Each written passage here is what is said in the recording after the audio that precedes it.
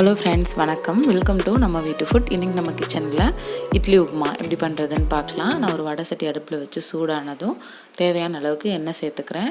எண்ணெய் நல்லா காஞ்சதுக்கப்புறமா கொஞ்சமாக உளுத்தம்பருப்பு, கடுகு, ஒரு 2 ஸ்பூன் அளவுக்கு கடலைப்பருப்பு எல்லாத்தையும் சேர்த்துட்டு நல்லா பொன்னிறமாக வறுத்துக்கலாம். அதுக்கடுத்ததாக வெங்காயம் சேர்த்துக்கலாம். நான் ஒரு பெரிய வெங்காயம் கட் பண்ணி வச்சுருக்கேன். அது கூட 3 வரமிளகாய் காரத்துக்கு கொஞ்சமாக கருவேப்பிலை எல்லாத்தையும் நல்லா சேர்த்துட்டு இப்போ இதுக்கு தேவையான அளவுக்கு உப்பும் சேர்த்து எல்லாத்தையும் நல்லா வதக்கி விட்டுடலாம். உப்பு பார்த்து கவனமாக சேர்த்துக்கோங்க. ஏற்கனவே இட்லியில் உப்பு இருக்கும். இது நான் ஒரு 7 இட்லி அளவுக்கு மிச்சமாயிருச்சு. அதான் செஞ்சிட்ருக்கேன் இப்போது. உங்களுக்கு தேவைப்பட்டால் நீங்கள் இது கூட தக்காளி கூட ஆட் பண்ணி பண்ணலாம். லைட்டாக மிளகாத்தூள் அந்த மாதிரி நம்ம டேஸ்ட்டுக்கு தகுந்த மாதிரி பண்ணலாம். இது ரொம்ப சிம்பிளான மெத்தடு. இப்போ இதை லைட்டாக வதக்கிட்டு வெங்காயம் அந்த ரா ஸ்மெல் போயிருக்கணும், அவ்வளோதான். மற்றபடி சாப்பிடும்போது கடிப்படுற மாதிரி இருக்கணும். அப்போ தான் டேஸ்ட் நல்லாயிருக்கும்.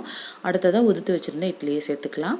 நம்ம இட்லி உப்புமா செய்ய போகிறோம் அப்படின்னா மீதமான இட்லியை நம்ம ஃப்ரிட்ஜில் வச்சுட்டு அதுக்கப்புறமா எடுத்து உதிர்த்தோம் அப்படின்னா ரொம்ப நல்லா உதிர்ந்துடும்.